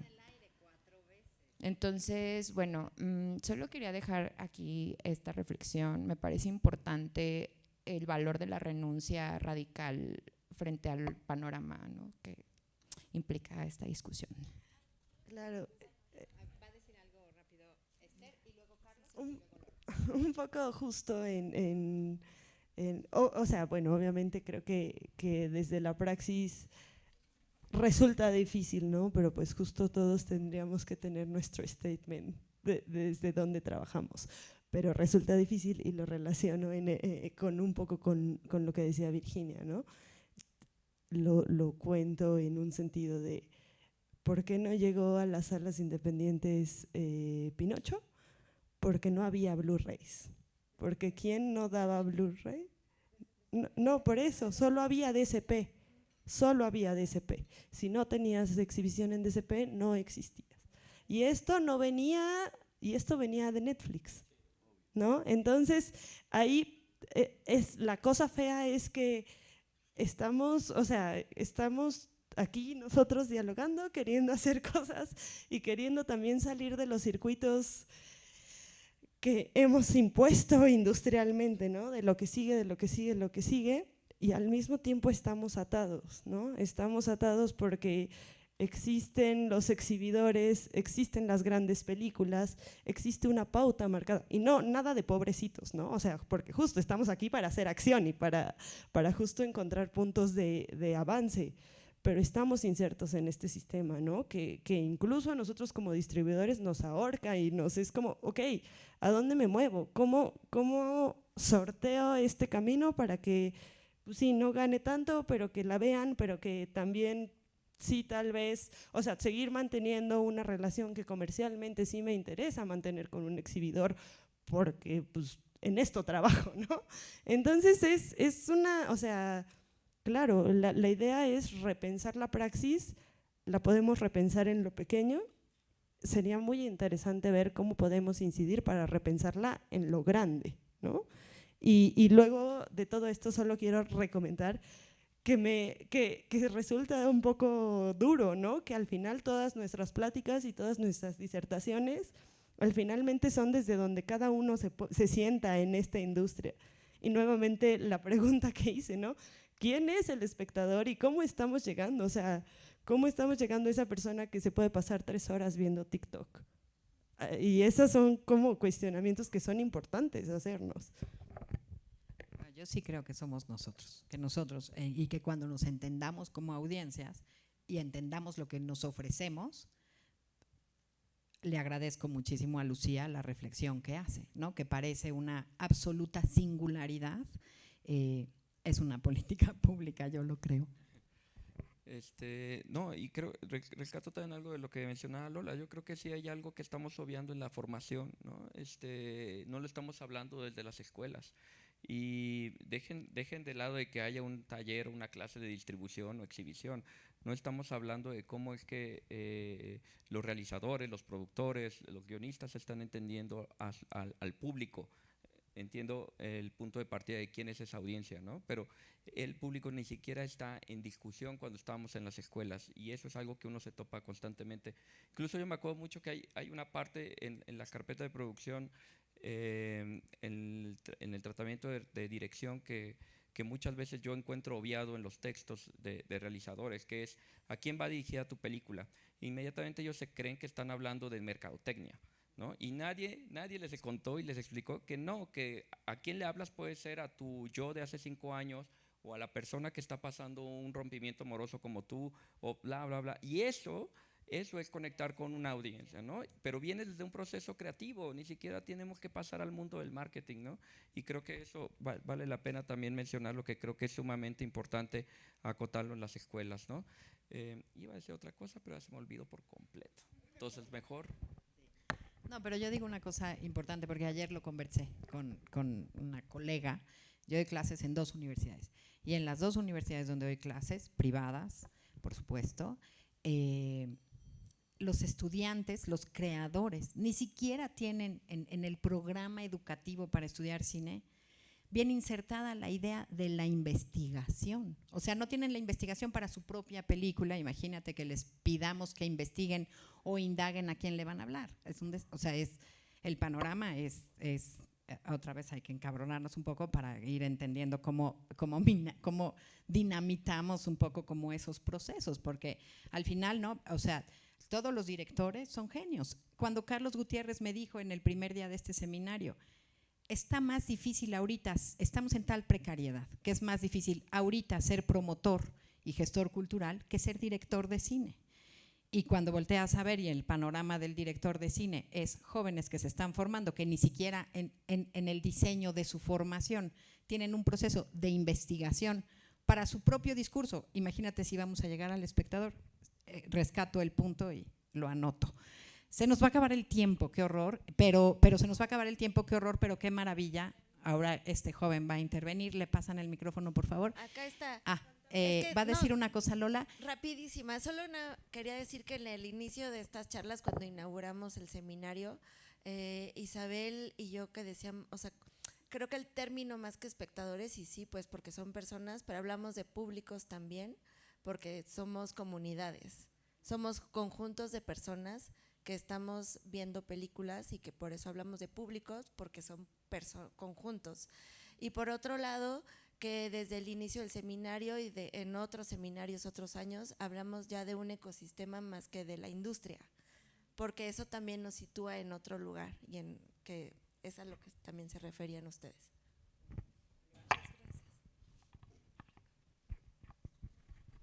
Pues Paula, hablabas un poco al inicio de la plática sobre las plataformas, ¿no? A que todos aspiramos, ¿no? Como a meter ahí una película. Y también a los cines que mencionaban como que los dúplex y esto, ¿no? Que me hace pensar también en esta última frase que hay del espectador al centro, y no sé, como que pensaba que platicando con señores que iban al cine antes, me contaban como que antes costaba $1, ¿no? Y podían ver 3 películas. Y creo que también como que me hizo pensar en que el acceso al cine en estos momentos es un poco difícil para el espectador promedio en México, ¿no? Creo que el que también se hayan desplazado los cines a los recintos de compra, creo que también eso es un problema como que me hizo pensar, ¿no?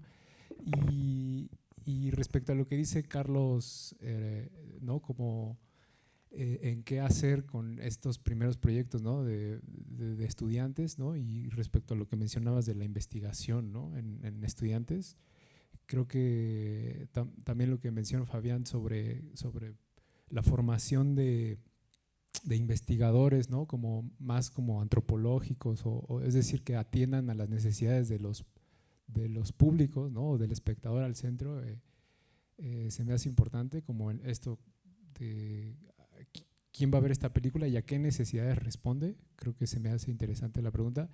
Y con lo que decía Esther, ¿no? Como, bueno, ahora que se puede acompañar también de una campaña es decir, que las películas se piensen como campañas como revolucionarias, ¿no? Que resuelvan una situación al final.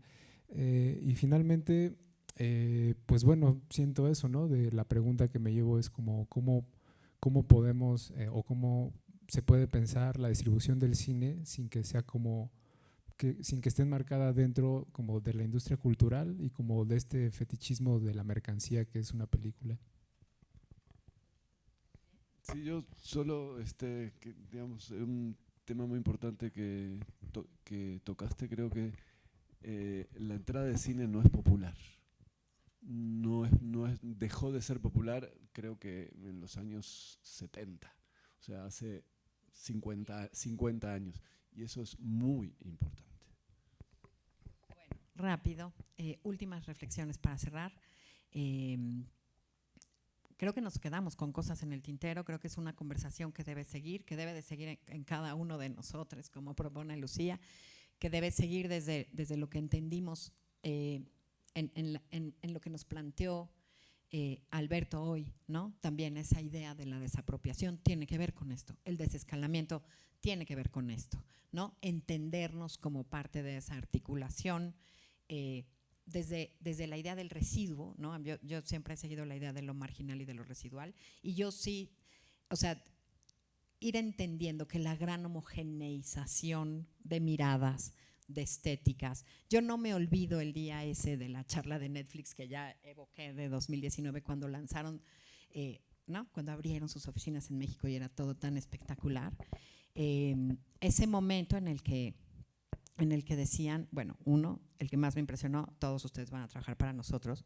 Y entonces fue muy loco ese evento y tal vez con esto cerramos porque nos ayuda a entender un poco con quién queremos establecer este diálogo o con quién definitivamente no queremos establecer este diálogo, que creo que es parte de la provocación, ¿no? Esa posibilidad real de elegir con las herramientas y haciéndonos las preguntas que por lo menos nos enojan y por lo tanto nos remueven y por lo tanto nos abren un deseo y nos agrupan también, ¿no? Creo que eso es importante. A lo que voy es a esto. Entonces, era muy interesante cómo estructuraron la presentación de Abre Netflix en México, porque entonces era la bienvenida a nuestras estrellas mexicanas y el director de Latinoamérica diciendo todos ustedes van a trabajar para nosotros. Los que seguían eran los de marketing de Netflix presentando cómo funciona el algoritmo y te explicaban perfecto como en la televisión de Carlos o en la televisión de Esther o en la televisión de Fabián, el menú que abres de Netflix, independientemente al top 10, va a ser siempre distinto. Y hablaban y explicaban cómo a raíz del algoritmo, cada estreno original de Netflix, entre los idiomas, las traducciones, genera 1,700 piezas publicitarias al interior de la propia plataforma a nivel mundial. Entonces, si yo estaba viendo Misión Imposible y me van a vender Ingobernable, me ponen la escena donde cae el tipo, se estrella en un coche. Y si estaba viendo una comedia romántica, me ponen la escena de los besos. Y te va, todo eso va analizando el algoritmo. Y así llegas a 1,700 posibilidades de cada producto que contiene la plataforma para que llegue de manera distinta a las televisiones, ¿no? Y después de eso venían los de los procesos creativos, el equipo de postproducción. Y fue muy interesante porque entonces ellos explican que ellos tienen la última palabra en la corrección de color, ellos tienen la última palabra en el diseño de los créditos, ellos tienen la última palabra y tienen una app en la que si tú mueves tu plan de rodaje o tu presupuesto, tienen una alertita y te dicen cómo regresar al buen camino o te tienen derecho a preguntarte qué estás haciendo, ¿no? Y entonces estaba ahí una fotógrafa que se llama Ana Cárdenas, que yo la respeto profundamente, y entonces, porque ellos son muy claros en decir, ella levanta la mano y pregunta, y en la corrección de color, en el acabado de las películas, los directores de fotografía, ¿qué hacen? Y la mujer, la cabeza de postproducción, le contesta, no, directores de fotografía are a tool, son una herramienta. Y tienen una lista negra, y lo dice la mujer, en el que si un director de fotografía la hace de pedo, no vuelve a filmar con Netflix, porque la última palabra del acabado estético de las series de Netflix las tiene Netflix. Y claro, yo pienso en eso y claro, digo, bueno, o sea, sí estamos hablando de una homogeneización, sí estamos hablando de una estandarización, sí estamos hablando de que entonces ese señor que empieza en la mañana abriendo eso diciendo todas sus historias súper genuinas, las vamos a universalizar y somos su mejor opción de aquí en adelante, es un escándalo, ¿no? Y creo que, bueno, cierro un poco con esa anécdota porque creo que va dando cuenta un poco de lo que estamos enfrentando. Esta mesa justo creo que no es para concluir, es nada más para entender nuestras rabias, al menos. Gracias. Justo esto que dices ahora del algoritmo, pienso como que ha estado ausente quizá en la plática del espectador, el público al centro, la decisión del público, ¿no? O sea, si estás viéndolo en Netflix, el algoritmo decide qué es lo que vas a ver. Si quieres ir a las grandes cadenas, pues sean los exhibidores grandes quienes deciden qué puedes ver, porque justo el 10% de cine mexicano a las 11 de la mañana, pues no vas a poderlo decidir, ¿no? Obviamente la distribuidora tiene que decidir a qué público se va a enfocar, pero pues hay otro público que se está quedando fuera que no puede llegar ahí, ¿no? O sea, ¿quién es ese espectador y cómo va a tomar esa decisión de qué es lo que va a ver? Como que es o sea, falta, ¿no? Darle ese poder al espectador de decidir estar al centro justo, y esto que decía Lucía también del deseo, ¿no? O sea, cómo provocar el deseo del espectador para que pueda decidir qué es lo que va a ver. Y si ese deseo de ver Pinocho, que se expresó y la respuesta es solo en DCP, y cuántas salas tienen DCP y cuántas personas realmente en México tienen Netflix, ¿por qué no? O sea, justo hacemos unos Blu-rays, digo, entiendo, ya no sucedió y pues tendrá ahí Netflix que decir sus cosas, pero pues eso, ¿no? Como aprovechar el deseo, dejar que decida el espectador. Si no lo ponemos realmente al centro como una persona activa, pues no vamos a llegar a ningún lugar, ¿no? Eso. Gracias. Ahora sí te toca, Manto. Sí, ¿quieres? Estoy aquí. No, bueno, yo cierro con dos ideas. La primera, y retomo lo primero que mencioné, justo creo que lo lúdico y la imaginación se están viendo cooptadas por el boleto de taquilla, por las políticas que están utilizando las plataformas, por cualquier otro elemento que no está permitiendo por los programadores de los festivales europeos, maestra, que están haciendo o están cooptando la forma en que estamos creando obra desde la producción, desde la realización, de tal manera que no estamos teniendo en cuenta realmente al espectador, sino estamos al pendiente de qué va a querer el algoritmo, qué va a querer el señor Cinépolis, qué va a querer, o Cinemex, qué va a querer el señor programador de tal o cual otro festival. Y no estamos pensando realmente en un proceso lúdico de qué es lo que queremos contar y qué es lo que queremos conectar con la audiencia, ¿no? En términos, insisto, intelectuales o en términos más emocionales. Eso creo que a eso me refiero mucho cuando hemos estado perdiendo un poco el proceso lúdico de la creación y de la producción en ciertos casos, ¿no? Y pues retomo lo mencionado, creo que hay que reforzar el tema del acceso en general al cine. Obviamente eso tiene que ser política pública, evidentemente tiene que ser política pública. Obviamente hay iniciativas públicas y privadas que están generando semillas y que están generando sus primeros retoños, pero eso forzosamente se tiene que traducir en acceso. El acceso permite que podamos nosotros escoger de un catálogo de cine mexicano en las plataformas, que siempre está ahí y que no solamente sea fast food. Yo siempre siento que la producción de cine mexicano en plataformas es fast food. Ahí está, consuma. La pasada reunión de Canacine, la gente de Amazon dijo que cada estreno mexicano está siempre en los primeros 5 lugares durante las primeras 2 semanas y luego se pierde. Es fast food, ¿no? Pero necesitamos que garantizar que tengamos acceso a ese cine de manera constante, ¿no? También tenemos que tener ese acceso también atraviesa por lo que decía Virginia, ¿no? Es como, ¿por qué no voy a tener un Blu-ray para exhibir Pinocho? Eso es tener acceso, ¿me explico? Y eso es garantizar mediante modificaciones de políticas públicas. Con esas 2 reflexiones me quedo. Muchas gracias. Gracias a ti, querido. Pues nada, para mí queda como un seguirse cuestionando, ¿no? La praxis dentro de lo profesional, digo, obviamente siempre dentro de lo personal también, pero justo dentro de lo profesional el cómo pues, abrir, ¿no? Abrir estas estructuras, estos esquemas que estamos anclados, pero abrirlos y justo desde ese lado, no sé, creo que siempre es muy interesante escuchar al otro, ¿no?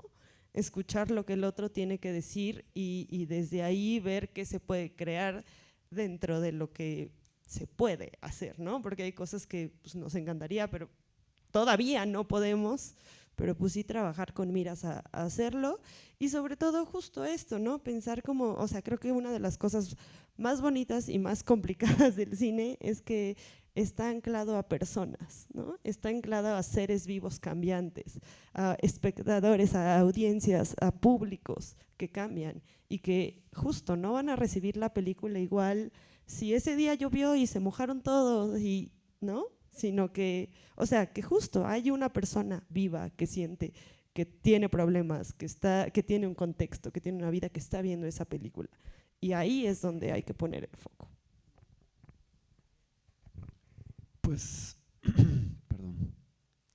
Pues yo me la paso todos los días platicando con jóvenes hacedores de todos los días.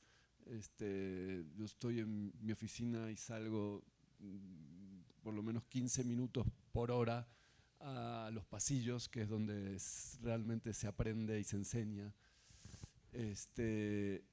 Y lo que veo es ganas. Todos tenemos ganas, todos queremos hacer, todos queremos cambiar.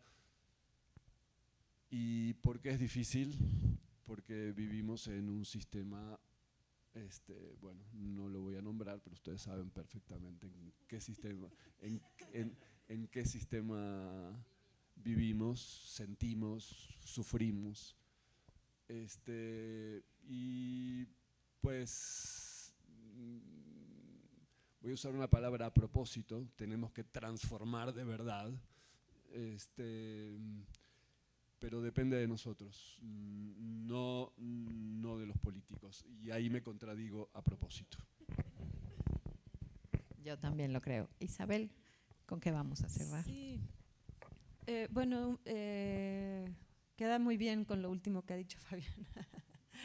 Y ya lo dijo también a Lucía, y creo que estamos un poco en esa misma sintonía de la importancia de tener esa conciencia que parte de lo personal, asumiendo que lo personal es político y que hay que tener esa decisión desde nuestra convicción más profunda, haciéndonos esas preguntas seriamente, abriendo los cuestionamientos. Eso por un lado, creo que desde ahí es desde donde se tiene que hacer, pero también si no lo pensamos en un sentido relacional, vinculante, tampoco va a llegar a otro nivel de que realmente incida en este ecosistema del cual estamos hablando y en donde nos estamos tratando de situar. Entonces, pues bueno, creo que implica, necesitamos tiempo para hacerlo, obviamente no va a suceder en una conversación corta de un par de horas, pero si le queremos dedicar a ello, pues hay que trabajar, pues hay que dedicarle tiempo, y eso me lleva, y con esto ya cierro, a justamente lo que planteaba Alberto, y creo también ya lo hemos estado tocando desde diferentes lugares, que tiene que ver con el cuidado, y es esta noción que ponemos también en el seminario al centro de decir, si hay algo que germina y tenemos oportunidades, hay que cuidar esos brotes, ¿no? ¿Y cuál es el cuidado? Pues dedicarle tiempo, ¿no? O sea, no hay un acto más profundo de cuidado que dedicarle tiempo a algo y así a observarlo, y eso implica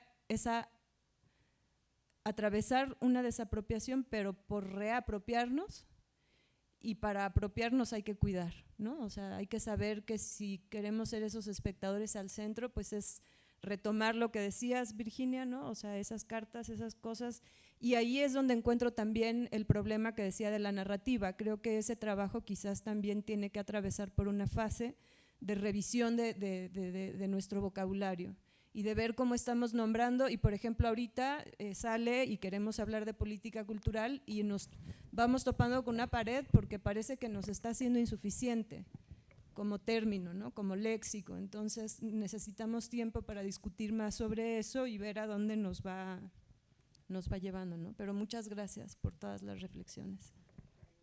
No, muchas gracias a todos los que vinieron a enojarse con nosotros, a enojarnos bien, o sea, no vamos a destruir nada, solo vamos a construir. Yo por eso siempre que uso la palabra furia, la pego a funcional, porque he aprendido de la energía, o sea, al final, ¿no? El FICO nació de unos enloquecidos diciendo, ¿cómo es posible que no podamos ver eso en México? FICO, ok, y se formó una generación de promotores espectaculares, como el director hoy de FICUNAM, que salió de ese ataque de rabia, ¿no? De decir cómo es posible. Y la Cineteca Nacional y su remodelación fue de estar parado en un día que llovía en agosto, había entrado recién de directora de la Cineteca, y veía, ya había una semana de cine alemán, que sigue siendo de los eventos con mayor audiencia, ¿no? Porque hay excepciones, porque hay maravillas, porque hay una necesidad de diversificarnos y de cambiar también esa homogenización y de encontrar, y sigue siendo de los eventos más visitados. Y estaba parada y estaba lloviendo y estaba viendo el estacionamiento, cómo era la Cineteca antes, y me di cuenta, observando ahí en lo que llegaban por mí, que la gente llegaba en su coche, se bajaba alguien, los que venían con alguien, con un periódico en la cabeza, corrían a la taquilla de la sala 3, que era todavía como al borde de la bahía de la Cineteca, y compraban su boleto y la Cineteca no tenía un lugar para estar. Entonces empiezo a ver que hay muchísima gente esperando su función en su coche. Y empecé a pensar cómo puede ser posible que la experiencia de la gente que viene a la Cineteca Nacional después de 2 horas de tráfico sea esperar su función porque está lloviendo y no hay dónde sentarse, porque no hay un techito. Ese no hay un techito, ya vieron lo que se volvió, son 5,000 toneladas de acero recubiertas de 5,000 toneladas de aluminio. Pero al final, digo, no importa la obra, no importa eso, pero al final había algo que era una idea indignante para poder transformar. Y bueno, nada, o sea, lo sigo pensando, este seminario existe porque necesitábamos compartir estos espacios, ¿no? Para podernos oír y para podernos construir y transformar y remover. Por lo menos, yo siempre pienso que por lo menos ya con que se te haya puesto un poco en crisis la idea, ya hicimos bien el trabajo, ¿no? Para empezar, entendiendo esas otredades, esas otras posibilidades. Y bueno, nada, nos quedamos con nuestras rabias, muy contentos, listos para transformar lo que tengamos que transformar. Gracias, Fabián. Gracias, Esther, querida, que ahora va al Industry a dar otra charla. A ver cómo llegas, pobrecitos de esos. Y Carlos, compañero, profesor. Muchas gracias a todas las personas que participaron, muchas gracias, joven, que tengo la duda si te contestamos o no, pero si no, ahorita afuera hablamos en el pasillo donde se aprende y donde se forjan las cosas, y gracias a todos.